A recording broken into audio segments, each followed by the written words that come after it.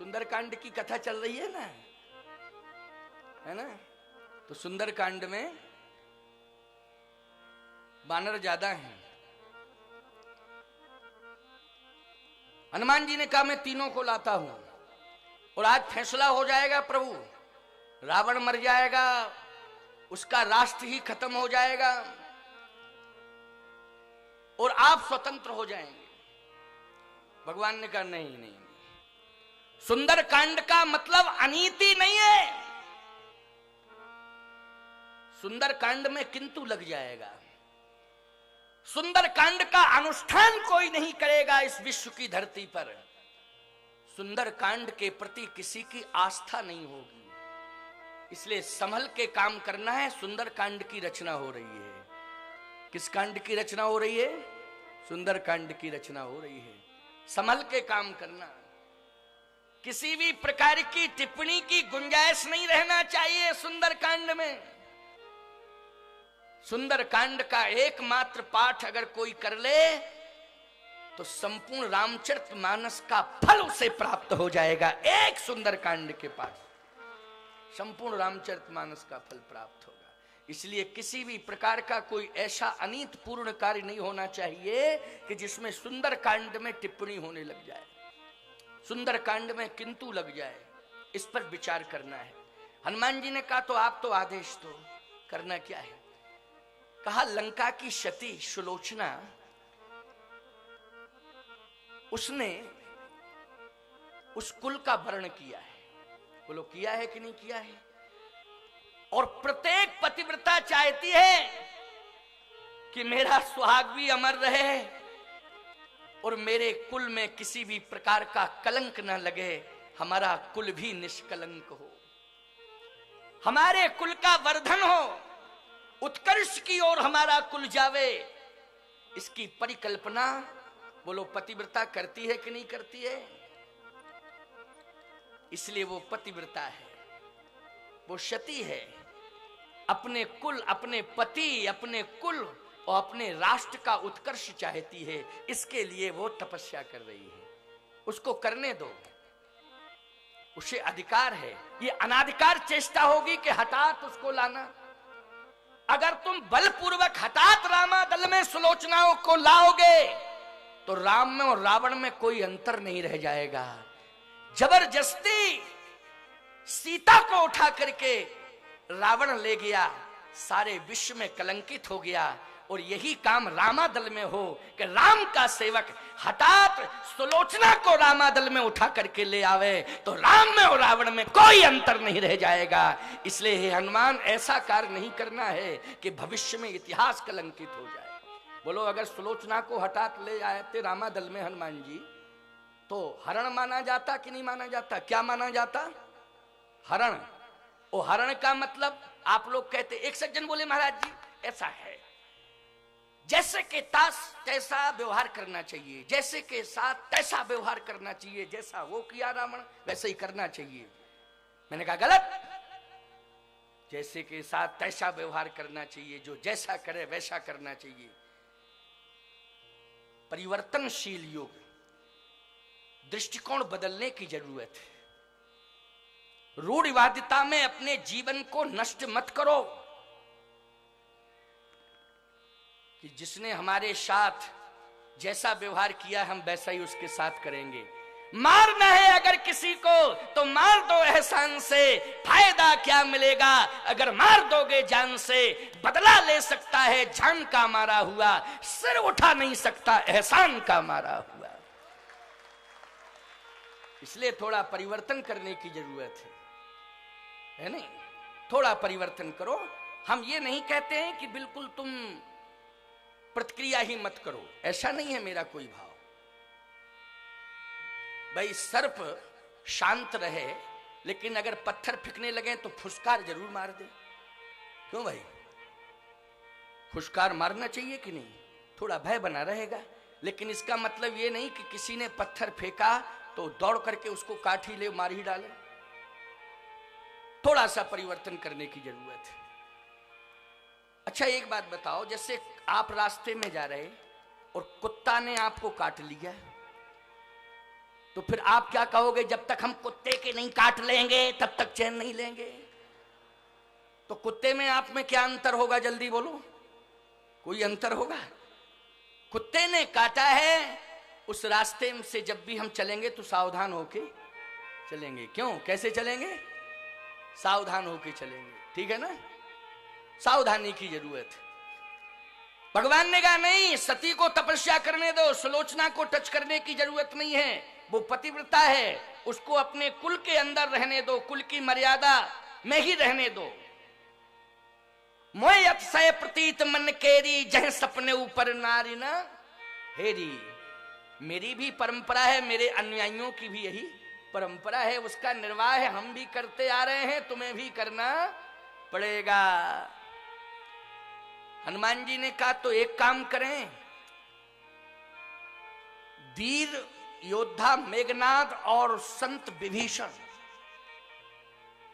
इन दोनों को लाएं तो 3 हैं, और 2 और मिल जाएंगे तो 3 2 5, 5 शक्तियां आपके पास, रावण के पास 1 शक्ति, पराजित वैसे भी हो जाएगा। भगवान बोले नहीं नहीं नहीं नहीं, योद्धा को भी नहीं लाना है। जिस देश का जो योद्धा होता है उस देश के लिए मरने का संकल्प लेता है, बोलो लेता है कि नहीं, कि मैं देश की रक्षा के लिए प्राण गंवा दूंगा, लेकिन जब तक जिंदा रहूंगा तब तक अपने देश को गुलाम नहीं होने दूंगा। क्यों, यही सोचता है सैनिक की नहीं सोचता है कि देश को गुलाम नहीं होने दूंगा, देश की रक्षा में प्राण भी गंवा दूंगा, लेकिन देश की अस्मिता को सुरक्षित रखूंगा। प्रत्येक देश का सैनिक, अरे पाकिस्तान का सैनिक भी तो यही सोचता होगा।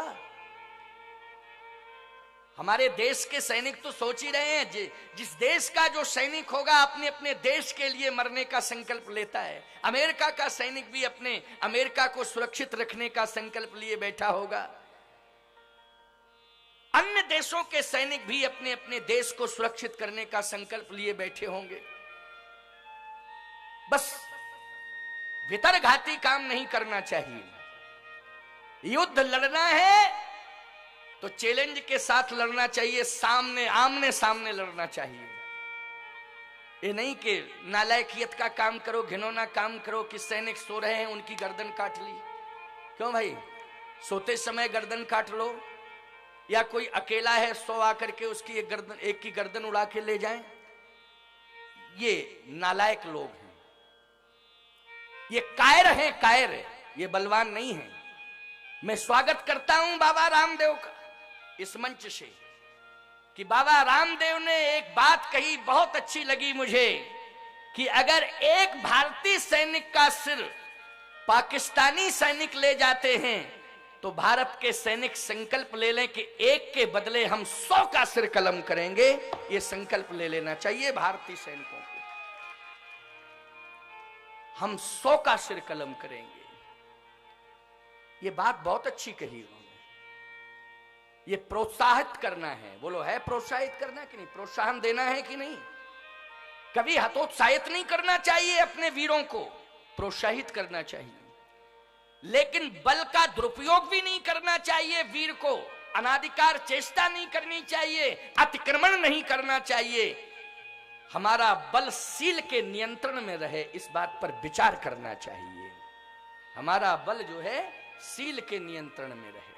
तो भारतीय सैनिकों से हम यही कहना चाहते हैं, सदा तुम्हारी विजय होती रहेगी। अपने बल को सदा सील के नियंत्रण में रखना, सदा तुम्हारी विजय होती रहेगी। सदा भारत मां तुम्हें आशीर्वाद देती रहेगी, सदा संत तुम्हें आशीर्वाद देते रहेंगे। हनुमान, अपने बल को सदा सील के नियंत्रण में रखना। हनुमान जी ने कहा, आपको साथ लेके जा रहा हूं, हमें किसी बात की चिंता नहीं करनी। किस बात की चिंता? एक संत ने कहा, आशा एक राम जी से, दूजी आशा छोड़ दे, नाता एक राम जी से, दूजा नाता तोड़ दे। आशा एक राम जी से, आशा छोड़ दे, नाता एक राम जी से दूजा नाता तोड़ दे। धन्यवाद निर्विवाद राम राम कहिए, जाहि विधि राखे राम ताहि विधि रहिए। धन्यवाद निर्विवाद राम राम कहिए, जाहि विधि राखे राम ताहि विधि रहिए। सीताराम सीताराम सीताराम कहिए, जाहि विधि राखे राम ताहि विधि रहिए। सीताराम सीताराम सीताराम कहिए, जाहि विधि राखे राम ताहि विधि रहिए। जाहि विधि राखे राम ताहि विधि रहिए। जाहि विधि राखे राम ताहि विधि रहिए। आशा एक राम जी से दूजी आशा छोड़ दे, नाता एक राम जी से दूजा नाता तोड़ दे। प्रभु आपके आश्रित हूं, मुझे किसी बात की चिंता नहीं है। भगवान ने कहा तो एक काम करना, लंका के वीर से तुम्हें कोई लेना देना नहीं है। जब युद्ध होगा उस वीर को युद्ध के मैदान में चैलेंज किया जाएगा। उसको बंदी बना के नहीं लाना है अथवा किसी दबाव में लेकर के नहीं लाना है। उसे स्वतंत्र रूप से बल का प्रदर्शन करने दो अपने राष्ट्र की सुरक्षा के लिए। सती को साधना करने दो अपने राष्ट्र की सुरक्षा के लिए। लेकिन हे हनुमान, संत एक ऐसा होता है जो न जातिवाद से बनता है, न वर्गवाद से बनता है, न क्षेत्रवाद से बनता है। वो तो विश्व कल्याण के लिए विश्व कल्याण का आशीर्वाद देता है, सबके आशीर्वाद के लिए होता है। पूरे विश्व के कल्याणार्थ आशीर्वाद देने के लिए संत की सत्ता इस धरातल पर उतरती है। क्यों? सबके आशीर्वाद के लिए। भाई निमित्त मात्र तो ठीक है, मैं कहीं पैदा हो गया, किसी वंश में कोई संत, किसी वंश में कोई संत, किसी वंश में, लेकिन सब अच्युत गोत्रीय हैं। सबका एक ही गोत्र है, अलग नहीं है किसी का। सब एक गुरु की संतान है। आद्य रामानंदाचार्य भगवान की हम सब संतान हैं, इसलिए हमारा एक गोत्र है, अच्युत गोत्र। इसलिए हम सबको समान रूप से आशीर्वाद देंगे, पूरे विश्व को आशीर्वाद देंगे। हम विश्व आशीर्वाद, विश्व कल्याण के लिए हैं। तो समझने की कोशिश करना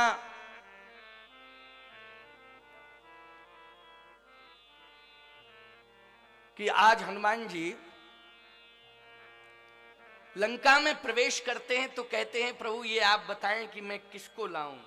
कहे संत स्वतंत्र होता है, चाहे लंका का संत हो, चाहे भारत का संत हो, चाहे अन्य किसी देश का संत हो। ईमानदारी से बताओ, जहां श्रद्धा मिलेगी वहीं संत खिंचा चला जाएगा कि नहीं? किसके बल पर? श्रद्धा के बल पर। इसलिए श्रद्धा के बल पर श्रद्धा होनी चाहिए। मैं कहता हूं, भले ही यज्ञ की वेदी पर इस विशाल अतिरुद्र महायज्ञ 1111 कुंडात्मक ये रुद्र यज्ञ, इसमें एक विशेष रघुवंशी समाज के यजमान सपत्नीक बैठे हुए हैं। यज्ञ मंडप में भले ही यजमान सपत्नीक बैठे हों, एक ही वंश के, एक ही जाति के। अरे भाई, अयोध्या में जब यज्ञ हुआ था, पुत्रेष्टि यज्ञ, तो ईमानदारी से बताओ, रघुवंश के ही तो राजा रानी थे जिन्होंने समर्पण किया था। बोलो, किया था कि नहीं? लेकिन यज्ञ की परिणति अयोध्या में केवल एकमात्र रघुवंश के कल्याण के लिए नहीं, प्रभु श्री राम यज्ञ से प्रकट हुए रघुवंश में, लेकिन विश्व लिए प्रभु श्री राम ने संकल्प ले लिया था। और आज पूरे विश्व रूप रघुवंश मणि हो गए। पूरे विश्व का कल्याण किया कि नहीं किया?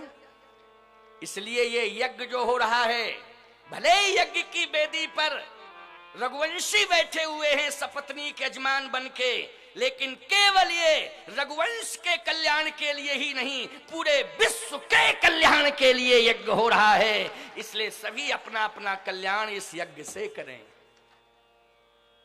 रघुवंश में जन्म लेने वाले स्वामी श्री कनक बिहारी दास जी महाराज पूर्व में रघुवंश में जन्म लिए होंगे, लेकिन वर्तमान में तो वो हमारे रामानंद संप्रदाय के अच्युत गोत्रीय संत हैं। इसलिए वो हमारे संत हैं, रामानंदीय संत हैं। इसलिए आप सबके कल्याण के लिए उन्होंने तपस्या की है। इस यज्ञ के माध्यम से केवल एक ही वंश का नहीं, पूरे विश्व का कल्याण होगा। पूरे विश्व के कल्याण के लिए यज्ञ हो रहा है। बहुत अच्छा संकल्प आप सबका। इसके लिए मेरी बहुत बड़ी बहुत बहुत बहुत बहुत हृदय से शुभकामनाएं, हृदय से अनंत कोट बार साधुवाद है कि आपने बहुत अच्छा कीर्ति स्थापित किया।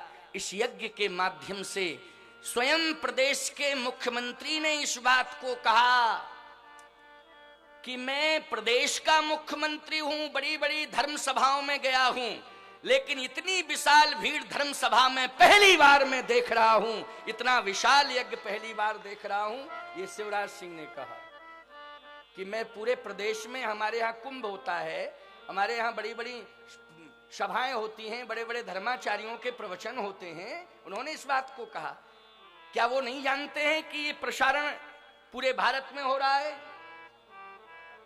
पूरे विश्व की जनता देख रही है, सुन रही है? जिम्मेदार पद है, लेकिन हृदय से ये आवाज निकली, हृदय से ये आवाज निकली कि वास्तविकता थी। इसलिए वाणी से वास्तविकता निकल पड़ी और उनको स्वीकार करना पड़ा कि ये सबसे विशाल यज्ञ मध्य प्रदेश का है, जो केवल भारत का आश्चर्य नहीं, पूरे विश्व का आश्चर्य बन गया है। इसलिए विश्व का आध्यात्मिक आयोजन आश्चर्य का केंद्र बिंदु हो गया।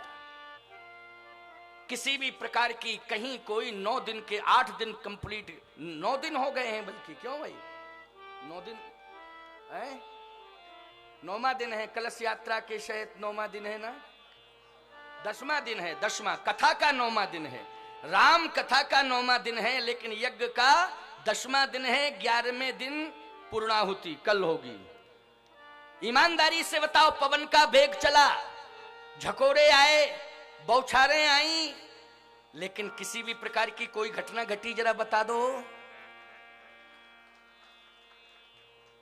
प्रारंभ से लेकर के, कलश यात्रा से लेकर के अभी तक निर्विघ्न संपन्न हुआ और होता आ रहा है कि नहीं? और मैं दावे के साथ कहता हूं कि मैं तो आज चला जाऊंगा, मेरी मजबूरी है, कल मुझे दूसरी जगह पर कथा कहनी है, लेकिन मैं हृदय से आशीर्वाद आप सबको साधुवाद देके जा रहा हूं कि आपकी मेहनत सार्थक सिद्ध होगी और कल पूर्णाहुति विशाल भंडारा सानंद संपन्न होगा, निर्विघ्न संपन्न होगा। ये हृदय की आवाज है मेरी। इसलिए सच्चे मन से, समर्पित भाव से तुमने यज्ञ किया है, तुम्हारा समर्पण रहा है। और यज्ञ की वेदी पर भले ही रघुवंशी सपत्नीक बैठे हों, लेकिन यज्ञ में दान करने का, समर्पण करने का अधिकार सभी जातियों को है, सभी वर्ग को है। इसलिए सभी अपना यज्ञ समझ करके सभी समर्थन करते रहे। और आपने मेरी आज्ञा का पालन भी किया था। मैंने कहा भंडारा चल रहा है, मुक्त हस्त से दान दो। आप लोगों ने जिस दिन से मैंने कहना शुरू किया, उसी दिन से लोगों ने 1-1 लाख, 50,000, 1 लाख, 2 लाख अनुदान देना शुरू कर दिया। आपने आज्ञा का पालन किया है, आपने एक संत की आज्ञा का पालन किया है। इसलिए आप सब साधुवाद के पात्र हैं, आशीर्वाद के पात्र हैं। आओ, भगवान ने कहा संत विभीषण भले ही लंका में पैदा हुए हैं, रावण के वंश में पैदा हुए हैं, लेकिन वो संत है। वो क्या है? संत हैं। अगर हनुमान स्वभाव से तुम उनको वश में कर लो तो विभीषण जैसा संत राम को प्राप्त हो जाएगा, और विभीषण जैसे संत के भजन के प्रभाव से राम को अवश्य ही विजय मिल जाएगी, इसमें जरा भी संदेह नहीं है। भजन के प्रभाव से विजय अवश्य मिलेगी। तो बोलो, किसकी खोज करने गए थे हनुमान जी लंका में? सीता जी की खोज करने गए थे कि संत की खोज? बोलो। मंदिर मंदिर प्रति कर शोधा,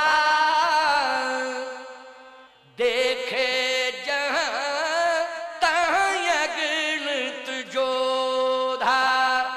देखे जहां तहां अगणित जोधा। मंदिर मंदिर प्रति कर शोधा। मंदिर मंदिर, अच्छा बोलो भाई, मंदिर फिर मंदिर फिर मंदिर, ऐसे तो कई भाव विद्वानों ने कहे, और एक तो बहुत प्रचलित भाव है ना, हनुमान जी के पहुंचने से हनुमान मंदिर, हृदय में राम जी हैं सो राम मंदिर, ये तो बहुत प्रचलित भाव, बहुत फेमस भाव हो गए। परंतु एक ऐसी बात मैं आपको सुना दूं कि आपको बड़ी तसल्ली होगी सुन के। मंदिर मंदिर प्रति कर शोधा। लंका में इतने मंदिर के मंदिर फिर मंदिर फिर मंदिर। लंका काशी थी कि हरिद्वार कि अयोध्या? इतने मंदिर का वर्णन तो अयोध्या में नहीं हुआ, काशी के लिए नहीं हुआ, लंका के लिए मंदिर फिर मंदिर, मंदिर ही मंदिर, प्रतिकर शोधा। देखो, शोध मानी होता है खोज। शोध मानी क्या होता है? हाँ, शोध मानी खोज। मंदिर मंदिर, रावण को ये लंका विरासतन नहीं मिली थी, विरासतन नहीं मिली थी, ये भगवान शंकर की कृपा से मिली थी। मिली थी कि नहीं? ये भगवान शिव पार्वती के लिए लंका बनाई गई थी। ये सुंदर कंचन का नगर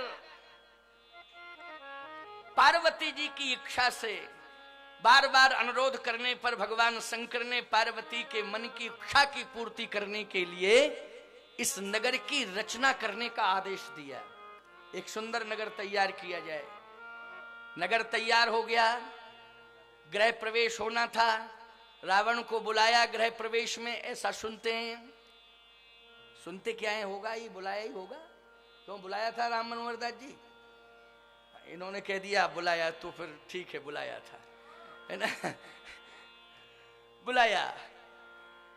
लेकिन संकल्प हुआ तो उसने संकल्प में लंका ही मांग ली।